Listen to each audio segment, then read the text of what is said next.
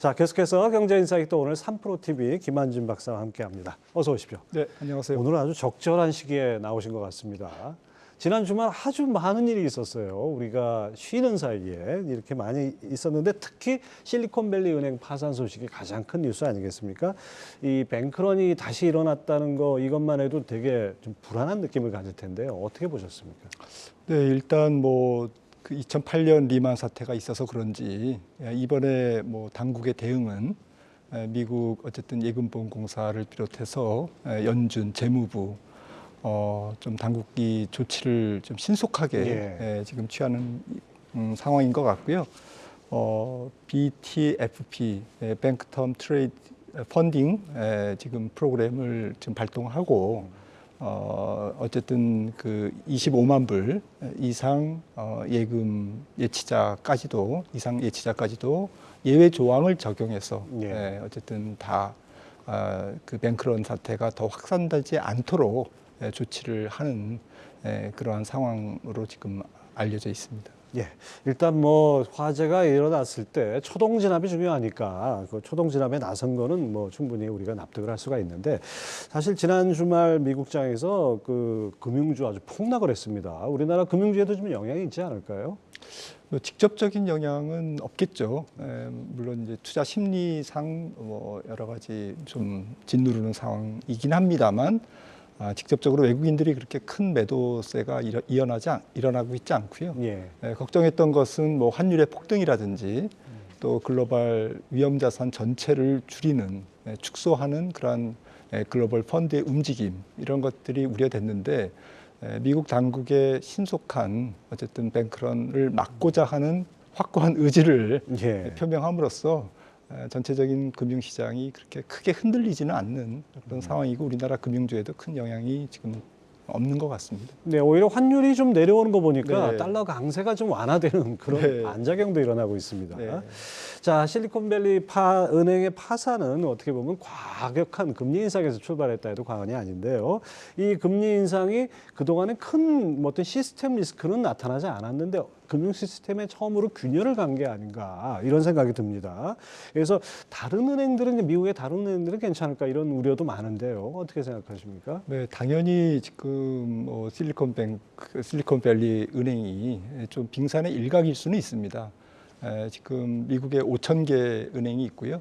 특히 지역은행, 저축은행들 상당히 좀 어쨌든 지금 자산을 예금 인출이 갑자기 일어났을 때 뱅크런이 일어났을 때 SBB처럼 바로 자산을 매각할 수 없는 그런 상황이지 않습니까? 그리고 장부가랑 시장가가 지금 큰 차이가 있고요.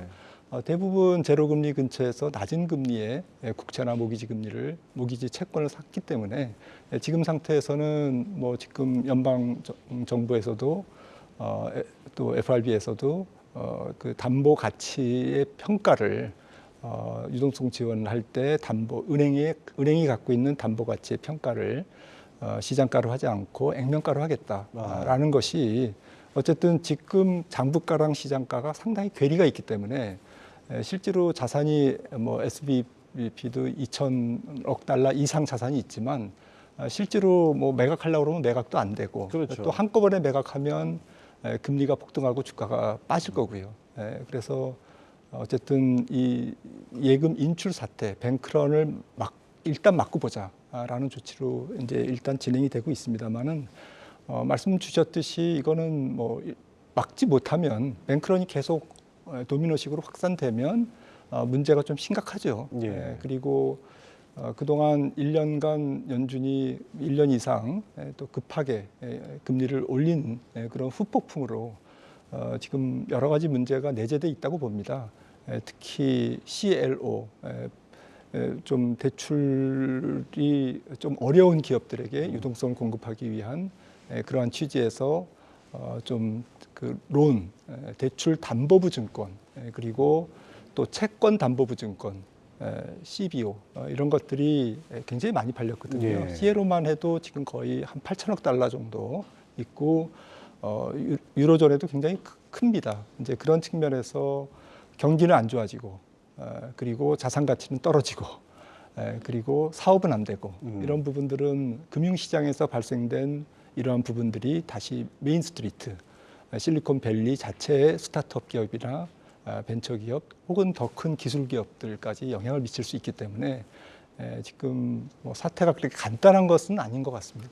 네, 그렇죠. 뭐 1년 만에 제로금리 수준에서 4%대까지 금리를 올렸으면 그러고 아무 일이 없다는 게 오히려 더 이상한 거 아닌가 생각이 되고 일단 금리 하나 실금이 갔습니다. 이걸 어떻게 될지. 근데 문제는 이제 다음 주에 23일에 연준의 금리 결정이 있지 않습니까? 이번 사태가 금리 결정에까지 영향을 미칠 정도의 파장이 있을까요? 50bp 인상은 조금 수면 아래로 내려가지 않을까. 일단 사태를 좀 지켜봐야 되기 때문에. 그리고 25bp의 인상 필요성은 지난주에 나온 고용지표라든지 또 내일 나올 CPI라든지 이런 것들의 영향을 받겠습니다만 지금 현재 펄펄 끓는 미국의 고용시장 그리고 여전히 안 떨어지고 있는 근원 물가를 봤을 때는 25bp 인상은 기정사실이 아닌가 생각합니다. 네. 자, 주말 사이에 2월 미국의 고용 보고서가 발표가 됐습니다. 그 내용 좀 짚어보죠. 여전히 견조한 흐름이다 이렇게 봐야겠죠? 네, 지금 토마스 바킨 리치몬드 연준 총재가 얘기했듯이 믿기 어려울 정도로 강하다라는 표현을 썼는데요. 맞습니다. 지금 2월에 31만 1,000개로 나왔는데 지난달 수치도 조금 기대했지만 거의 소폭 조정되는 데 그쳤죠. 50만 4천 건, 거의 비슷했었고요. 3개월 평균이 35만 건입니다, 지금. 그리고 10달 연속 예상치를 계속 상회하고 있거든요. 그러니까 얼마나 뜨거운지 헤드라인만 보면 물론 뜨겁습니다. 근데 금요일 날에도 주가가 그렇게 크게 충격을 받지 않았던 것은 내용이었죠. 내용상 제조업에서 일자리가 처음으로 4,000개가 감소했습니다. 그리고 시간당 임금도 제조업 부문에서는 전월비 마이너스가 나왔거든요. 마이너스 0.4%인가 나왔고 전체 민간 기업들의 시간당 임금도 0.27에서 0.23으로 0.3%포인트, 0.03% 감소했거든요. 어쨌든 굉장히 긍정적인 시그널이죠. 그리고 노동 참가율이 조금 증가했습니다. 특히 인력으로 보면 인구 구조로 보면 25세에서 54세, 그러니까 가장 활동성이 큰 생산 가능 인구의 경제활동 참여율이 큰 폭으로 올랐습니다. 그래서 2020년 2월 팬데믹 직전 수치를 상회했거든요. 이런 것들은 조금 월가해서 곧 이제 임금도 떨어지고 사람들이 일하러 나오니까 이 타이트한 고용 시장이 연준으로 하여금 보다 더 완화적인 통화 정책을 만들 수 있지 않을까라는 기대감을 낳았습니다. 그렇군요. 어쨌든 간에 뜨거운 고용 지표는 여전하긴 한데 그 내용은 조금 다르다 하는데 요 그래프 좀 설명해 주시죠. 네, 지금 들쭉날쭉합니다만은 사실 2월을 피크로 조금 추세상으로는 좀 내려가는 추세죠. 그래서 약간 계절성이라든지 여러 가지 통계적인 문제 이런 것들이 엇갈려 있습니다만은 추세상으로는 내려가고 있고 앞서 말씀드렸듯이 좀 임금이라든지 이런 부분들에서 아직은 뚜렷하진 않지만 조금씩 잡혀가는 기미가 보인다라는 것이 좀 긍정적인 것 같습니다. 그럼에도 불구하고 실업률은 조금 올랐어요. 이 부분은 어떻게 봐야 됩니까? 네, 경제활동 참여율이 올라가면서 일하러 나오니까 그 중에서 생산 가능해서 분자를 취업자와 실업자로 그렇게 나눈 비율이 어쨌든 경제활동 참여율인데 일하러 나오니까 그 중에서 이제 일자리를 못 구한 구직 포기자들에서 구직을 하려고 하는 사람들이 어쨌든 많이 조금 늘었다라고 이제 해석이 됩니다. 네. 자, 얼마 전에도 이 자리에서 나오신 전문가와 얘기를 나누다가 이런 얘기가 있었습니다. 지금 시장은 너무 뜨겁지도 너무 차갑지도 않은 뜨뜻미지근한 지표가 필요하다 이러는데 이번 고용 지표 뜨뜻미지근하다고 보기는 조금 어떤가요? 네, 말씀드렸듯이 일자리 수 자체는 뜨겁고 여전히 임금 상승률은 약간 좀 헷갈리고 약간 합쳐보면 잘 모르겠다. 떨어지고 있는 것 같은데 확신하기는 어렵다. 이런 정도의 상태에서 조금 연준의 의사결정을 기다려야 되는 이제 그런 상황입니다. 자, 문제는 이제 연준이 2월 고용 지표를 어떻게 해석하느냐인데 뭐 이것도 이거지만은 어쨌든 내일 나올 2월 CPI가 가장 중요할 것 같아요.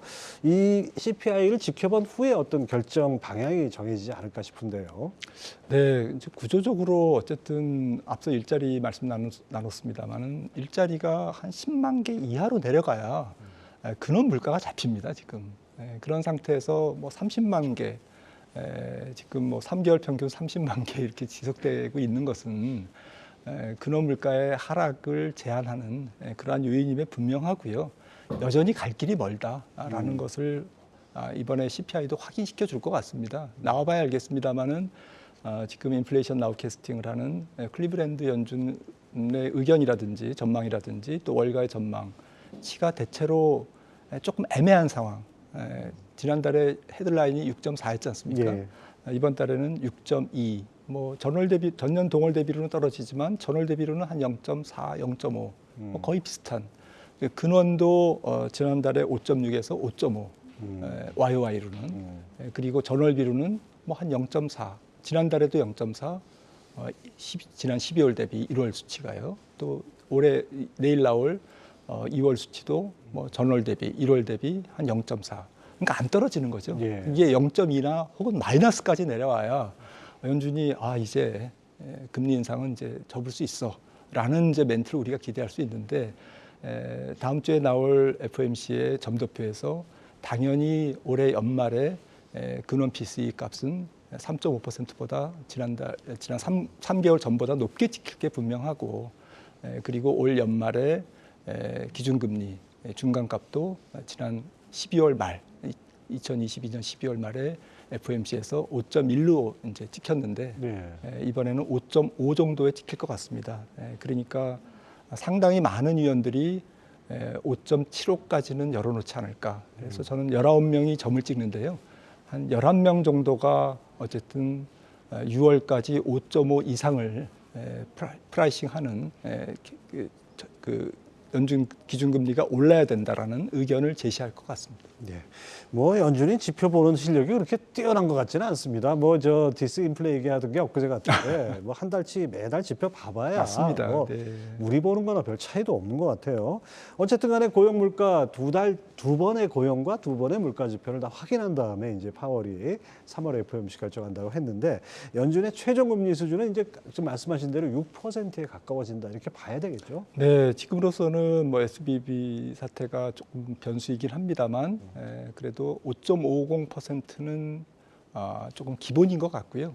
지금 4.75인데 75bp 인상은 거의 확정적인 것 같고 25bp씩 올리면 6월 말이 되겠죠. 예. 6월 FOMC가 이제 최종 금리 인상 시기가 될 거고 그 다음에 살짝 5.75까지는 조금 내다봐야 되지 않을까. 그리고 만약에 3월, 4월 달 나오는 또 5월 달 나오는 CPI나 고용 지표가 여전히 신규 일자리가 30만 건에서 거의 안 떨어지고 있다. 임금 상승률도 조금은 떨어지지만 거의 안 떨어진다라고 나온다면 아마도 6월을 지나서 7월까지도 금리 인상이 계속 이어지지 않을까 이렇게 생각을 합니다. 근데 저는 개인적으로 이런 느낌도 듭니다. 연준 의원들이 이 경제 지표를 보고서 물론 뭐 데이터 디펜던트하게 하는 건 맞는데 큰 거를 못 보는 거 아닌가. 너무 작은 미시적인 이 지표에 집중하다 보니까 어떤 큰 위험이라든지 다른 변수를 보지 못하는 거 아닌가 이런 생각도 듭니다. 네, 정말 정확하신 지적인 것 같고요. 저도 동감입니다. 사실 인플레이션 연준의 통화 정책은 그린스펀이 얘기했나요? 새가 앉아 있는 걸 겨냥해서 쏘는 게 아니라 통화 정책이 날아가는 방향을 보고 쏴야 된다. 그러니까 조금 미래를 내다보고 예. 좀 그 경제의 흐름 또 스토리를 보고 인플레이션의 압력을 보고 선제적으로 대응해야 되는데 지금 그렇게 못 해왔죠. 사실 연준이 지각 긴축을 했고 또 과속 긴축을 했고 예. 그러면서 SBB 사태 같은 것들이 이제 지금 터져 나오고 있는 거고요. 이런 부분에서 물가도 지금 못 잡고 경기는 좀 비웃고 있지 않습니까? 예. 미국 같은 경우에는 지금 그리고 다른 나라는 이제 미국을 쫓아가느라고 좀 가랑이가 찢어지는 상태고 그래서 정말 좀 엇박자가 나고 있는 상황이라서 좀 안타깝습니다. 예. 자, 박사님께서는 그래도 이제 금리 인상기에 막바지 대비가 필요하다고 하셨는데 사실 뭐 말이 좋아 데뷔지 우리 투자자들, 시청자들 입장에서는 연준이 때리면 그냥 맞아야 되는 거 아닙니까? 뭘 어떻게 대비해야 됩니까?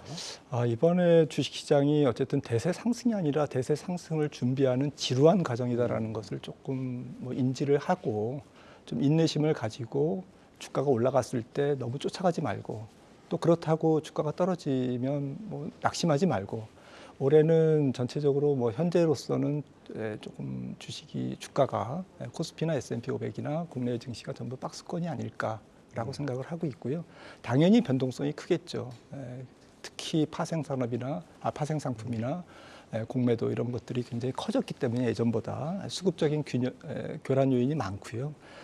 그래서 주가 과열 시에는 후유증이 꼭 나온다. 지금은 금리가 높기 때문에 특히 2년물이 5% 조금 낮아졌습니다만 여전히 4.5% 위에서 움직일 가능성이 높거든요. 최종 금리가 5.5%라면요. 그런 관점에서 주식시장으로 돈이 화끈하게 움직이기는 어려운 상황이다라고 생각을 합니다. 예, 아무튼 좀 길고 지루한 겨울이 아직 끝나지 않았다 이런 느낌이 좀 듭니다. 자, 3프로TV 김한진 이코노미스트와 함께했습니다. 말씀 감사합니다.